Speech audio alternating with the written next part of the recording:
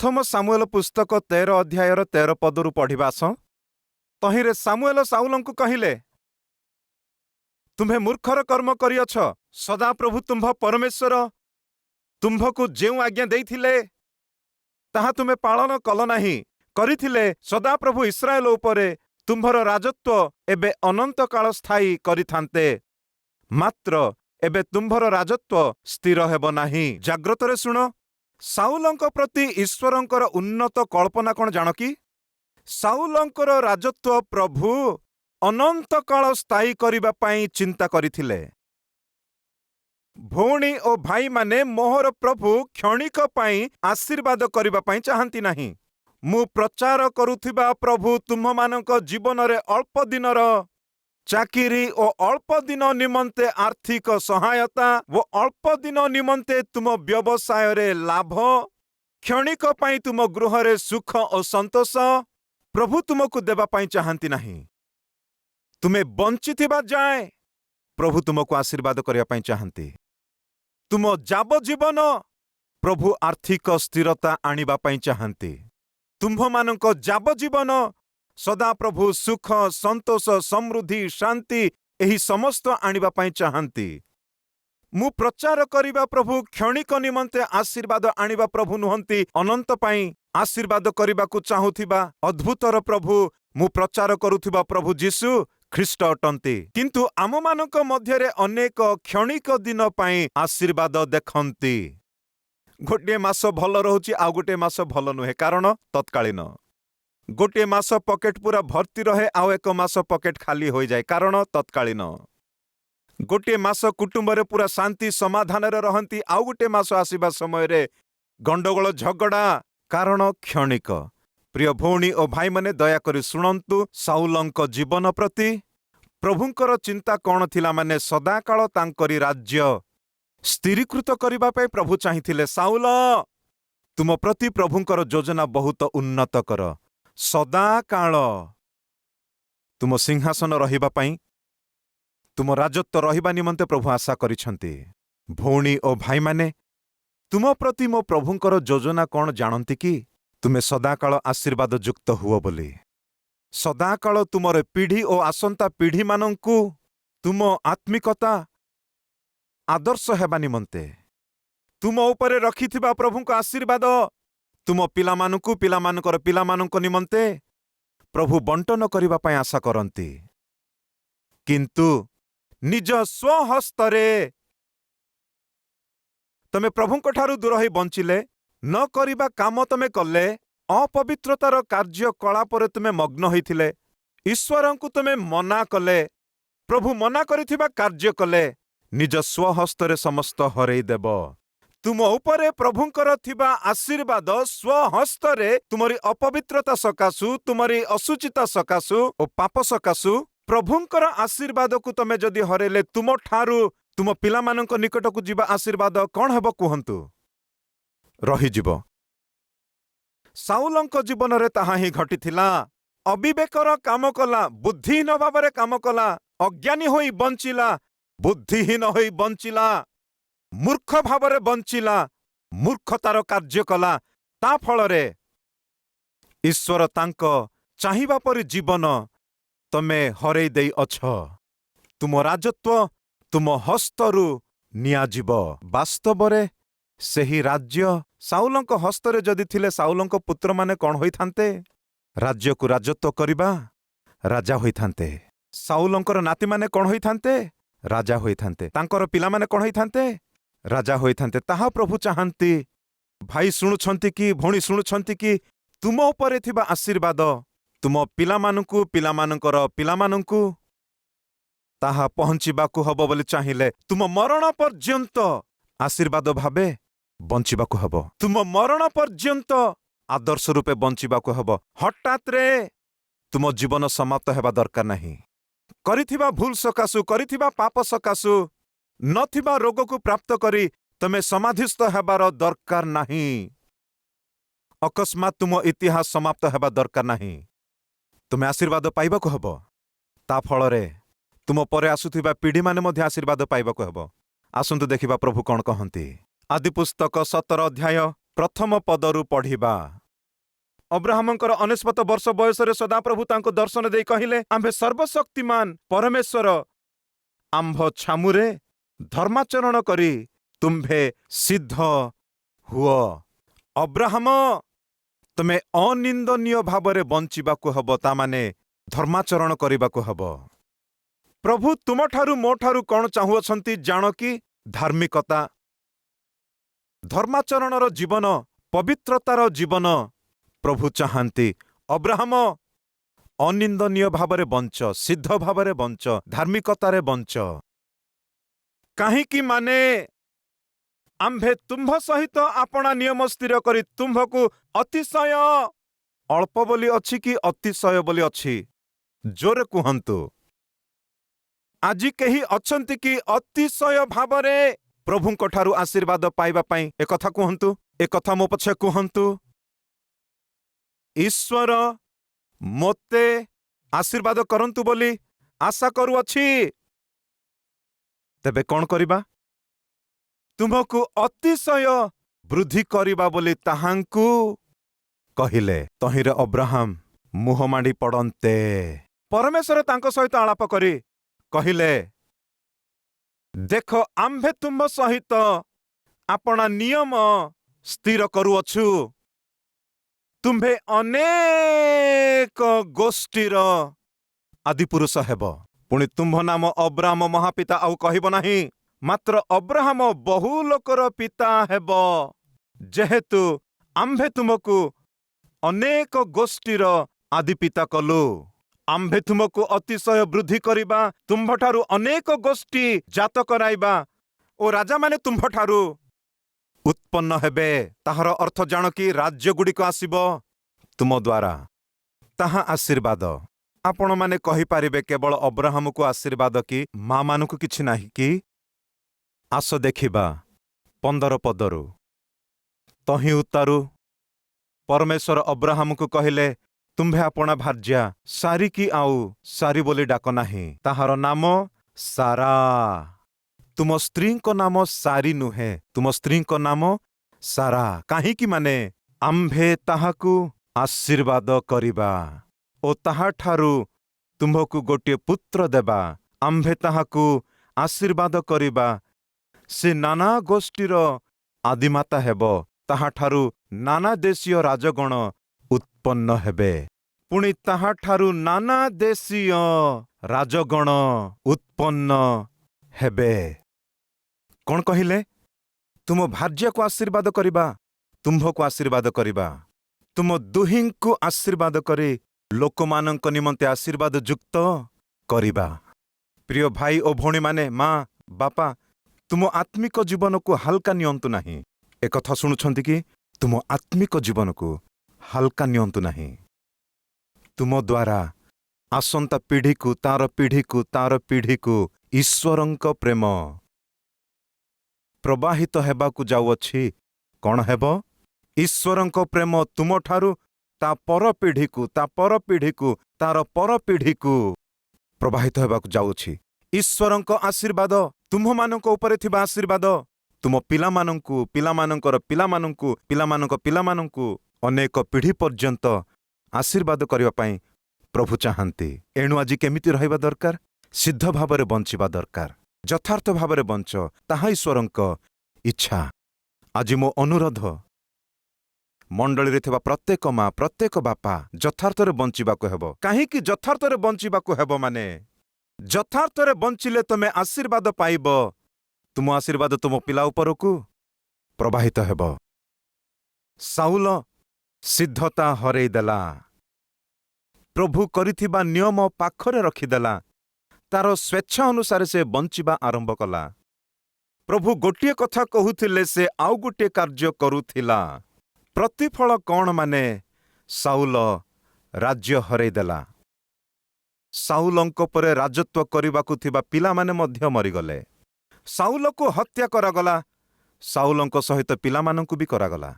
Saul तार कुटुंब निमंते अभिशप्त हेला। तार कुटुंब को हरेई देला।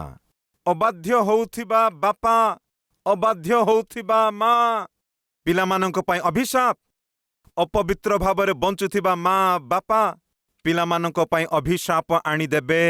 ଦୟାକରି ଶୁଣନ୍ତୁ, ସେଥିପାଇଁ ପ୍ରତ୍ୟେକ ମା, ପ୍ରତ୍ୟେକ ବାପା ଜୀବନକୁ ସଜାଡ଼ିବା ଦରକାର, ଅପବିତ୍ରତାରୁ ଜୟ ପାଇବା ଦରକାର, ପବିତ୍ର ଭାବରେ ବଞ୍ଚିବା ଦରକାର, ପବିତ୍ର ଭାବେ ବଞ୍ଚିବା ଦରକାର ପ୍ରଭୁ ଚାହାନ୍ତି। ଶୁଣିଲେ କି ସାଉଲ ପ୍ରଭୁଙ୍କୁ ପରିତ୍ୟାଗ କରି, ପ୍ରଭୁଙ୍କ ଉପସ୍ଥିତି ପରିତ୍ୟାଗ କରି ତା ପରିବାରକୁ ବିନଷ୍ଟ କରିଦେଲା। ଆଉ ଏକ ପଟରେ ଦାଉଦ ତା ଭୁଲଟିକୁ ଜାଣି ସେ ପ୍ରଭୁଙ୍କ ପାଦ ଧରି ସେ ରକ୍ଷା ପାଇଲା, ତାର କୁଟୁମ୍ବ ପିଲାମାନଙ୍କୁ ରକ୍ଷା କରିପାରିଥିଲା। ସାଉଲଙ୍କ ଜୀବନରେ ସୂର୍ଯ୍ୟ ଅସ୍ତ ହେଲା, ଅନ୍ଧକାରରେ ମିଶିଗଲା। ଦାଉଦଙ୍କ ଜୀବନରେ ସୂର୍ଯ୍ୟ, ଧାର୍ମିକର ସୂର୍ଯ୍ୟ ଉଦିତ ହେଲା।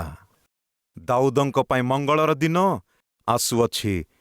ତେବେ ସାଉଲଙ୍କ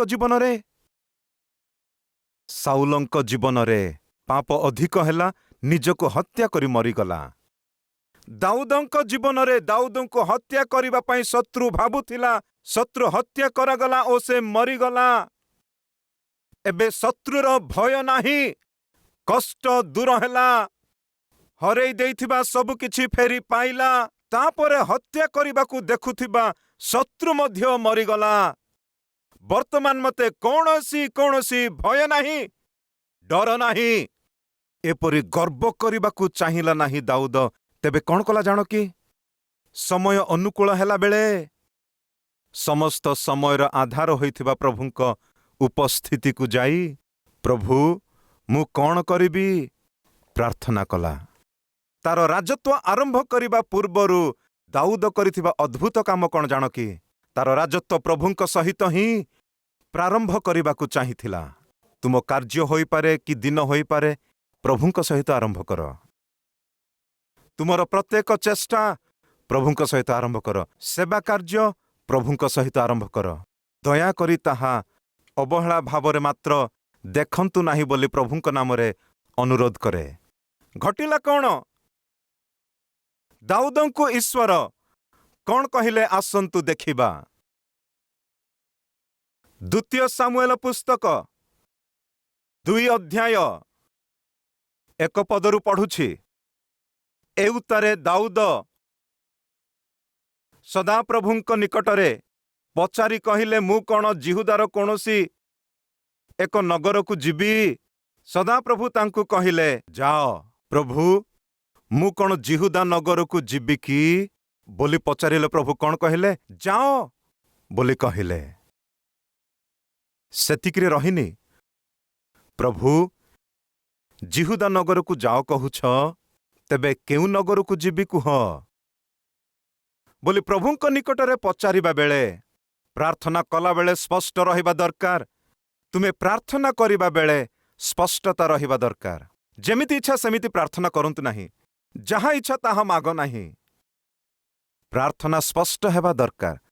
ଜିହୁଦା ନଗରକୁ ଯିବା ପାଇଁ କହୁଛ କି? ଯାଅ। ତେବେ ସେଠାର କେଉଁ ନଗରକୁ ଯିବି? ହିବ୍ରୋନ ନାମକ ନଗରକୁ ଯାଅ। ପ୍ରଭୁ ଯାହା କହିଲେ ତାହା କରିବା ଲୋକଙ୍କୁ ପ୍ରଭୁ ଆଶୀର୍ବାଦ କରନ୍ତି। ଆଜ୍ଞା, ପ୍ରଭୁ କହିଲା ପରି କରିବା ଲୋକଙ୍କୁ ଆଶୀର୍ବାଦ କରନ୍ତି। ପ୍ରଭୁ କହିନଥିବା କାମକୁ କରିବା ବ୍ୟକ୍ତି ସେ ନିଜ ସ୍ୱହସ୍ତରେ ଆଶୀର୍ବାଦ ହରେଇଦେବ, କ୍ଲେଶ କିଣି ଆଣିବ। ଜୁନସ ଗୋଟିଏ ଭବିଷ୍ୟତ ବକ୍ତା। ପ୍ରଭୁ କୁଆଡ଼େ ଯିବା ପାଇଁ କହିଲେ? ନିନିବି ନଗରକୁ ଯିବା ପାଇଁ କହିଲେ। ସେଠାକାର ଲୋକମାନେ ଇଚ୍ଛା ଅନୁସାରେ ବଞ୍ଚୁଅଛନ୍ତି ଓ ସେମାନଙ୍କର ପାପ ଅତିଶୟ ହେଲାଣି। ସେମାନଙ୍କ ଉପରକୁ କ୍ଲେଶ ଆସିବାକୁ ଯାଉଅଛି। ପ୍ରଭୁ କ୍ରୋଧାନ୍ୱିତ ହେଉଅଛନ୍ତି, ସେମାନେ ବିନଷ୍ଟ ହେଇଯିବେ। କିନ୍ତୁ ଈଶ୍ୱର ବିନାଶ ପ୍ରାପ୍ତ ନିନିବି ନଗରକୁ ମଧ୍ୟ ପ୍ରେମ କରୁଥିଲେ। ସେ ନିନିବି ନଗରର ଲୋକମାନେ ପାପ କରିଥିବାରୁ, ସେମାନଙ୍କର ପାପ ପାଚିଥିବାରୁ ଦଣ୍ଡ ଆସୁଅଛି। ବାପା ଭାଇମାନେ ଶୁଣୁଛନ୍ତି କି? ମା ଭଉଣୀମାନେ ଶୁଣୁଅଛନ୍ତି କି? ତମେ ଭାବିପାର ମୋ ପାପର ଦଣ୍ଡ ଆସୁନାହିଁ ବୋଲି। ଦୟାକରି ଧ୍ୟାନ ଦିଅ। ଗତ ମାସରେ ମୁଁ ପାପ କଲି, ଏ ମାସରେ ମୋତେ କିଛି ହୋଇନି ତ? 2 ମାସ ପୂର୍ବରୁ ମୁଁ ପାପ କଲି, ଆଜି ପର୍ଯ୍ୟନ୍ତ କିଛି ହୋଇନାହିଁ ତ? 3 ମାସ ପୂର୍ବରୁ ମୁଁ ପାପ କରିଥିଲି, ଆଜି ପର୍ଯ୍ୟନ୍ତ ମୋତେ କୌଣସି ଦଣ୍ଡ ଆସିନାହିଁ ତ? ମୋର ହାତ ଗୋଡ଼ ଭାଙ୍ଗି ନାହିଁ ତ? ମୋତେ ଆକ୍ସିଡେଣ୍ଟ ହୋଇନାହିଁ ତ? କିଛି ନଷ୍ଟ ହୋଇନାହିଁ ତ? କୌଣସି ଗୋଟେ ରୋଗ ଆସିବାର ଥିଲା, ରୋଗ ଆସିନି ତ? ଦୟାକରି ଶୁଣନ୍ତୁ, ତମେ କରିଥିବା ପାପର ହିସାବ ପ୍ରଭୁ କେତେବେଳେ ମାଗିବେ କିଏ ଜାଣିଛନ୍ତି? ତମେ ଭାବିବା ସମୟରେ ହୋଇନପାରେ। ଛୋଟ ସମୟରେ ଆମେ ପରୀକ୍ଷା ଲେଖିବା ସମୟରେ ପରୀକ୍ଷା ଲେଖୁଥିଲୁ ଦିନେ। ସେ ଏକ୍ଜାମ ଲେଖିବା ବେଳେ ଇଭାଲୁଏସନ୍ କିଏ କରନ୍ତି? ଟିଚର ବନାନ୍ତି। ସୋମବାର କରିବେ କି ମଙ୍ଗଳବାର କରିବେ କି ବୁଧବାର କରିବେ କି ଗୁରୁବାର କରିବେ କି ଶୁକ୍ରବାର କି ଶନିବାର କରିବେ, କାହା ହାତରେ ଅଛି? ତାଙ୍କ ହାତରେ ଅଛି। ତୁମେ କରିଥିବା ପାପର ଦଣ୍ଡ କେତେବେଳେ ଦେବାକୁ ପଡ଼ିବ ତାହା ତାଙ୍କ ହାତରେ ଅଛି। ଶୁଣନ୍ତୁ, ସୋମବାର ଦିନ କଲେ ନାହିଁ ବୋଲି ମଙ୍ଗଳବାର ଦିନ ନ କରି ରହିବେନି। ମଙ୍ଗଳବାର ଦିନ ପେପର କରେକ୍ସନ କଲେ ନାହିଁ ବୋଲି ବୁଧବାର ଦିନ ନ କରି ରହିବେନି। ତମେ ଭାବିବା ଦିନ ପେପର କରେକ୍ସନ କରି ନ ପାରନ୍ତି, କରେକ୍ସନ କରିବାର ଦିନ ଆସିବ, ସେହି ଦିନ ଆସିବା ବେଳେ ତୁମ ଜୀବନ ବାହାରେ ପ୍ରକାଶ ହେବ। ସେପରି ଆଜି ତମେ କରିଥିବା ପାପ ସକାଶୁ କାଲିକି ରୋଗ ଆସି ନପାରେ, କିନ୍ତୁ ଗୋଟିଏ ବିଷୟ ଜାଣ କି ଆଜି ତମେ ସ୍ମୋକ କଲେ ସଙ୍ଗେ ସଙ୍ଗେ ତୁମ ଲଙ୍ଗସ୍ ଖରାପ ହୁଏ ନାହିଁ। ଆଜି ତମେ ମଦ ପିଇଲେ ଯଥାଶୀଘ୍ର ତୁମ ହୃଦୟ ଖରାପ ହେବ ନାହିଁ। ଆଜି ତମେ ଗୁଟକା ଖାଇଲେ କି ଯାହା ପିଇବାର ନଥିଲା ଖାଇବାର ନଥିଲା ତାହା ଖାଇଲେ ଆସନ୍ତା କାଲିକି ହିଁ ତୁମର କିଡନୀ ଖରାପ ହେବ ନାହିଁ। କିନ୍ତୁ ଯେତେବେଳେ କି ପାପିଷ୍ଟ ଅଭ୍ୟାସ ଦ୍ୱାରା ତୁମ ଶରୀରକୁ ପୂର୍ଣ୍ଣ କରୁଛ, ତୁମ ଅଜଣାତରେ ଭିତରେ ମାତ୍ର ଡ୍ୟାମେଜ କ'ଣ ହୋଇଅଛି? ପ୍ରାରମ୍ଭ ହୋଇଅଛି। ସେ ଡ୍ୟାମେଜ ଆରମ୍ଭ ହେଲା ସ୍ଲୋଲି ସ୍ଲୋଲି ସ୍ଲୋଲି, ଦିନ ପରେ ଦିନ, ଦିନ ପରେ ଦିନ, ଦିନ ପରେ ଦିନ। ଭିତରେ ଥିବା ରୋଗ ବଢ଼ି ବଢ଼ି ଶେଷରେ କ'ଣ ହେବ? ବର୍ଷ୍ଟ ହେବ। ମୁଁ ପିଉଅଛି କିଛି ହେଉନାହିଁ, ପିଉଅଛି କିଛି ହେଉନାହିଁ, ପିଉଅଛି କିଛି ହେଉନାହିଁ ଏବେ କହୁଛ, କିନ୍ତୁ ଗୋଟିଏ ଦିନ ଆସିବ କେବେ ଭାବି ନଥିବା ଘଟଣା ତୁମ ଜୀବନରେ ଘଟିବ। ଭାର୍ଯ୍ୟା ସ୍ୱାମୀକୁ ନେଇ ଆସିଲା, ପେଟ ପୁରା ଫୁଲି ଯାଇଥିଲା, ପାଟି ଏମିତି ମେଲେଇଥିଲା। କ'ଣ ହେଲା ମା? ଥ୍ରୋଟ୍ କ୍ୟାନ୍ସର ଆଜ୍ଞା, କିଡନୀ ଖରାପ ହେଇଗଲା ଆଜ୍ଞା। କାହିଁକି? କେତେ କାନ୍ଦୁଥିଲେ ଆଜ୍ଞା, ପିଅ ନାହିଁ, ପିଅ ନାହିଁ, ପିଅ ନାହିଁ ବୋଲି, ପିଅ ନାହିଁ ବୋଲି। ମୋ କଥା ଶୁଣି ନାହିଁ ଆଜ୍ଞା, କ୍ୟାନ୍ସର ଆସିଗଲା। ପାଟି ମଧ୍ୟ ବନ୍ଦ କରିପାରୁନାହିଁ, ପେଟ ଫୁଲି ଯାଇଅଛି, ବାଥରୁମ୍ ମଧ୍ୟ ଯାଇପାରୁନାହିଁ। ଡକ୍ଟର କହିଲା ନେଇକି ଚାଲିଯାଅ ବୋଲି। ଭାର୍ଯ୍ୟା ତୁମକୁ ନେଇ କ'ଣ କରିପାରିବ ଆଜ୍ଞା? ଥରେ ଆଲୋଚନା କର। ଅତି କମରେ ପରିଶ୍ରା ମଧ୍ୟ ତୁମେ କରିପାରୁନାହ, ତୁମକୁ ନେଇ କ'ଣ କରିବ? ଥରେ ଆଲୋଚନା କର। ଡକ୍ଟରମାନେ ହାତ ଛଡ଼ା କରିଦେଲେ। ଥରେ ଚିନ୍ତା କର। ଭଉଣୀ ଓ ଭାଇମାନେ, ମୋତେ କିଛି ହେଉନାହିଁ, ମୋତେ କିଛି ହେଉନାହିଁ, ମୁଁ ଯାହା କଲେ ମଧ୍ୟ ମୋତେ କିଛି ହେଉନାହିଁ, ମୋତେ କିଛି ହେବ ନାହିଁ ବୋଲି ତୁମେ ଭାବୁଅଛ, ମାତ୍ର ତୁମ ଅଜଣାତରେ ଘଟିବାକୁ ଥିବା ଡ୍ୟାମେଜ ତୁମ ଭିତରେ ଘଟୁଅଛି। ସେ ପୂର୍ଣ୍ଣ ହେବାକୁ ଥିବା ସେହି ଡ୍ୟାମେଜ ଯେତେବେଳେ ସମ୍ପୂର୍ଣ୍ଣ ହେବ, ହଠାତ୍ରେ ବାହାରେ ଜଣା ନ ପଡ଼ିବା ବିଷୟ ଜଣାପଡ଼ିଯିବ। ତେବେ କ'ଣ କରିବ? ଜାଗ୍ରତ ହୁଅ ଭାଇମାନେ, ଜାଗ୍ରତ ହୁଅ ଭଉଣୀମାନେ। ସାଉଲ ତା ଜୀବନରେ ମୋତେ କିଛି ହେବନି, ମୋତେ କିଛି ହେବନି, ମୁଁ ଶାସନ କରିବା ରାଜା, ମୋତେ କେହି କିଛି କରିପାରିବେନି ବୋଲି ସେ ଗର୍ବ କରୁଥିଲା। ତାର କାଳ ସମାପ୍ତ ହେବାର ଦିନ ଆସିଲା। ପ୍ରଭୁ ତାର ହିସାବ ନେବାର ଦିନ ଆସିଗଲା। ହଠାତ୍ରେ ନିଜକୁ ହତ୍ୟା କରି ସେ ମରିଗଲା। ନିନିବି ନଗରର ଲୋକମାନେ ବହୁତ ପାପିଷ୍ଟ ଲୋକେ, ଇଚ୍ଛା ଅନୁସାରେ ବଞ୍ଚୁଥିବା ଲୋକେ, ପ୍ରଭୁଙ୍କୁ ଭୟ ଭକ୍ତି ନ କରି ଗର୍ବ କରିବା ଲୋକେ। ସେପରି ଲୋକମାନଙ୍କର ପାପ ପାଚିଗଲା ବୋଲି, ସେମାନେ ଦଣ୍ଡ ଭୋଗିବାକୁ ଯାଉଅଛନ୍ତି ବୋଲି, ସେମାନଙ୍କୁ ବିନାଶ ଆସୁଅଛି ବୋଲି ଈଶ୍ୱର ନିନିବି ନଗରର ଦୁର୍ଗତି ଓ ସେମାନଙ୍କର ଦୁଷ୍ଟତା ପ୍ରଭୁ ପୂର୍ବରୁ ଜାଣିଥିବାରୁ ଜୁନସକୁ କହୁଅଛନ୍ତି, ଯାଅ, ନିନିବି ନଗରର ଲୋକମାନଙ୍କର ଦୁଷ୍ଟତା ଓ ସେମାନଙ୍କ ଦଣ୍ଡ ଭୟଙ୍କର ଥିବ ବୋଲି କୁହ। ଦଣ୍ଡ ଦେବା ଈଶ୍ୱର ନ କହିକି ଦଣ୍ଡ ଦେଇଥାନ୍ତା, କିନ୍ତୁ ମୋ ପ୍ରଭୁ ସେ ପ୍ରକାର ନୁହନ୍ତି। ଦଣ୍ଡ ଦେବା ପୂର୍ବରୁ ତୁମକୁ ଚେତାବନୀ ଦିଅନ୍ତି, କାହିଁକି? ତମେ ଭଲ ହେବ ବୋଲି। ଆଜି ବୋଧେ ଏହି ବାକ୍ୟ ଶୁଣୁଥିବା ଭାଇଙ୍କ ସହିତ, ଭଉଣୀ ସହିତ ପ୍ରଭୁ ଏ କଥା କହନ୍ତି। ଅନେକ ଦିନ ଧରି ଚେତାବନୀ ଦେଉଅଛି, ତୁମେ ମୋ କଥା ଶୁଣି ନ ଶୁଣିଲା ପରି ହେଉଅଛ। ତେବେ ଶୁଣ, ଅତି ଶୀଘ୍ର ତୁମ ଉପରକୁ ଭୟଙ୍କର ଦଣ୍ଡ ଆସୁଅଛି। ସେତେବେଳେ କାନ୍ଦିଲେ ଲାଭ ନାହିଁ। ତାହା ଆସିବା ପୂର୍ବରୁ ଆଜି ମୁଁ ଚେତାବନୀ ଦେଉଥିବାରୁ ତୁମ ଜୀବନକୁ ଜାଗ୍ରତ କର। ଜାଗ୍ରତ ହେଲେ ଭଲ ହେବ। ତମେ ନିନିବିକୁ ଯାଅ ବୋଲି କହିଲେ, କୁଆଡ଼େ ବାହାରିଲେ? ଜୁନସ ତର୍ଷିସକୁ ବାହାରିଲେ। ପ୍ରଭୁ ଯିବାକୁ କହିଲେ ଗୋଟିଏ ନଗରକୁ, ସେ ବାହାରିଲା ଯିବା ପାଇଁ ଆଉ ଏକ ନଗରକୁ। ତର୍ଷିସକୁ ଯିବା ପାଇଁ ବାହାରିଲା। କ'ଣ ପାଇପାରିଲା? ତା ନିଜ ଜୀବନ ଉପରକୁ ବିପଦ ଆଣିଲା। ତାମାନେ ମୋର ପ୍ରିୟ ବନ୍ଧୁ, ପ୍ରଭୁ ଯାହା କହନ୍ତି ତାହା କଲେ ଆଶୀର୍ବାଦ। 91ରେ ମୁଁ ହାଇଦ୍ରାବାଦକୁ ଆସିଲି। 91ରେ ହାଇଦ୍ରାବାଦରେ ତାଙ୍କ ସେବା କାର୍ଯ୍ୟ କରିବା ପାଇଁ, ତାଙ୍କ ଇଚ୍ଛା ଅନୁସାରେ ତାଙ୍କ ସେବା କରିବା ପାଇଁ ଏଠାକୁ ଆଣି ମୋ ଜୀବନରେ ତାଙ୍କ କାମ ଆରମ୍ଭ କଲେ। 2001 ସାଲରେ କାଲବରୀ କାନ୍ତି ନାମକ ଏକ ପତ୍ରିକା ଆରମ୍ଭ କରିଥିଲି। 2001ରେ କାଲବରୀ କାନ୍ତି ପତ୍ରିକା ଅଦ୍ଭୁତ ଭାବରେ ଆରମ୍ଭ ହେଲା। ଅନେକ ହଜାର ଲୋକଙ୍କୁ ଆଶୀର୍ବାଦ ଯୁକ୍ତ ହେଲା। 2003ରେ କାଲବରୀ ସ୍ୱର ନାମକ ଏକ ପ୍ରୋଗ୍ରାମ ଟିଭିରେ ଆରମ୍ଭ ହେଲା। 2001-2ରେ କାଲବରୀ କାନ୍ତି ପତ୍ରିକା ଆରମ୍ଭ ହେଲା। ଆପଣ ଜାଣନ୍ତି କି 4000 କପିରେ ଆରମ୍ଭ ହୋଇଥିବା କାଲବରୀ କାନ୍ତି ପ୍ରାୟ 1 ଲକ୍ଷ କପି ପର୍ଯ୍ୟନ୍ତ ପ୍ରିଣ୍ଟ ହୋଇଥିବା କେବଳ ଏକମାତ୍ର ପତ୍ରିକା ରୂପେ ପ୍ରଭୁ ଆଶୀର୍ବାଦ କଲେ। ଲକ୍ଷାଧିକ ଲୋକମାନେ ସେହି ପତ୍ରିକା ଦ୍ୱାରା ଆଶୀର୍ବାଦ ପ୍ରାପ୍ତ କଲେ। କିନ୍ତୁ 2003 ସାଲରେ କାଲବରୀ ସ୍ୱର ଟିଭି କାର୍ଯ୍ୟକ୍ରମ ମଧ୍ୟ ପ୍ରଭୁ ଆରମ୍ଭ କଲେ। ଅତି କମ୍ ସମୟରେ ଲକ୍ଷାଧିକ ଲୋକେ ସେହି ଟିଭି କାର୍ଯ୍ୟକ୍ରମ ଦେଖିବା ଆରମ୍ଭ କଲେ। ଦୟାକରି ଶୁଣନ୍ତୁ, ସେତେବେଳେ ମୁଁ ପ୍ରଚାର କରିବା ବାକ୍ୟ ଶୁଣି ଯେଉଁମାନେ କି ପରିତ୍ରାଣ ପାଇଲେ ସେମାନଙ୍କ ସହିତ ମିଶି ସକାଳ 9 ଘଣ୍ଟା ସମୟରେ ଚାନ୍ଦାନଗରରେ ଗୋଟିଏ ବିଲ୍ଡିଂ ଉପରେ ରବିବାର ଦିନ ଉପାସନା କରୁଥିଲୁ। ଟିଭି ସେବା କାର୍ଯ୍ୟ ଆରମ୍ଭ ହୋଇଗଲା, ମ୍ୟାଗାଜିନ୍ ସେବା କାର୍ଯ୍ୟ ଆରମ୍ଭ ହେଲା, ମିଟିଂ ସେବା କାର୍ଯ୍ୟ ଆରମ୍ଭ ହୋଇଗଲା। ମାତ୍ର ମନ୍ଦିରରେ ଗୋଟିଏ 100 ଲୋକ ରହୁନଥିଲେ। ବୁଝିପାରୁନଥିଲେ। ଟିଭି କାର୍ଯ୍ୟ ଅନେକ ଲୋକମାନେ ଦେଖୁଛନ୍ତି, ପତ୍ରିକା ଅନେକ ଲକ୍ଷ ଲୋକମାନେ ପଢୁଛନ୍ତି, କିନ୍ତୁ ମନ୍ଦିରରେ କ'ଣ 100 ଲୋକ ମଧ୍ୟ ନାହାନ୍ତି? ତାରି ଉପରେ ପ୍ରଭୁ କ'ଣ କହିଥିଲେ? ଅତି ବଡ଼ ମଣ୍ଡଳୀ ଦେବି କହିଲେ। କୁଆଡ଼େ ବଡ଼ ମଣ୍ଡଳୀ? ଦେଖାଯାଉନି ମାନେ ଦେଖାଯାଉନି।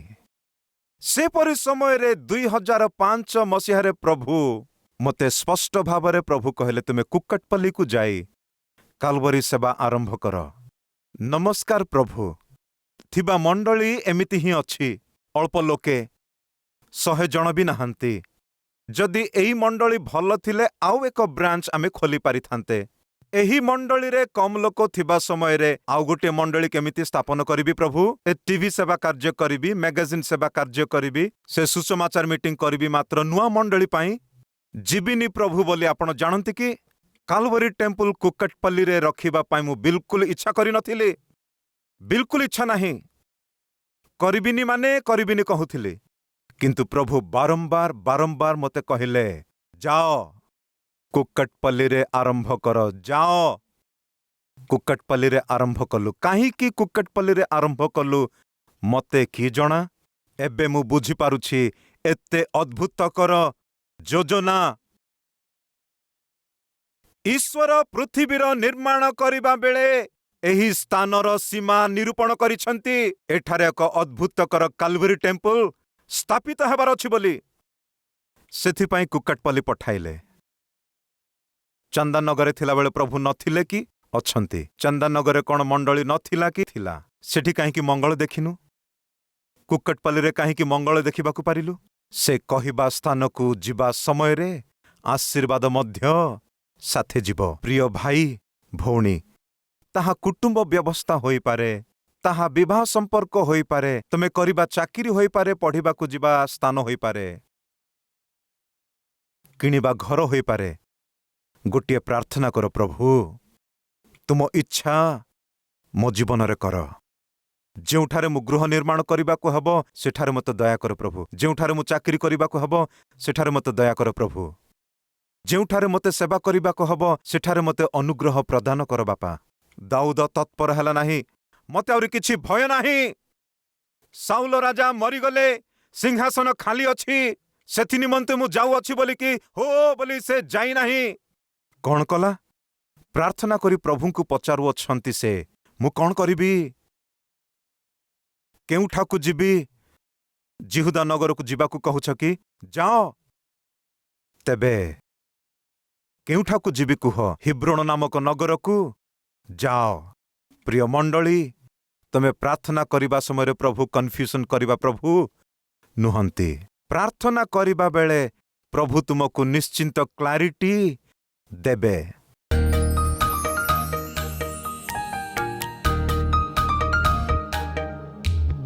महापवित्र प्रेममय पिता, तुमरी दिव्य वाक्य द्वारा आमको अति प्रांजल भावरे कथा होई तुम मधुर स्वर आमको श्रवण कराई आम्भमानक जीवन रे थिबा निराश हताशकु हे पिता तुमरी श्रेष्ठकर वाक्य एई देख धैर्य देला, सेथिपाई तुमरी धन्यवाद। आमे पापरे जदि बंचिले दंड आसीब, से आसीबाकु थिबा दंड तमे जानिथिबारु चेतावनी देल। एही चेतावनीर वाक्य जे कि प्रभु ग्रहण करुअछन्ति सेमानकर जीवन को सजाड़िबा पई साहाय्य कर। भल हेबा लोके प्रभु नीरव रहिबा दरकार नहीं बापा, जीवन भल करिबा तुमरी सुसमाचार जगत को देबाको हबो। सेही दाता भावरे प्रत्येकंकु तुमे उठाओ बापा। तमे देइथिबा कथा अनुसारे आम्भे माने करिथिबा प्रत्येक प्रार्थनार हे बापा श्रेष्ठकर उत्तर प्रदान करी तुमे निजे गौरवान्वित हुओ बोली जीशुଙ୍କ नामरे प्रार्थना कलु बापा, आमेन।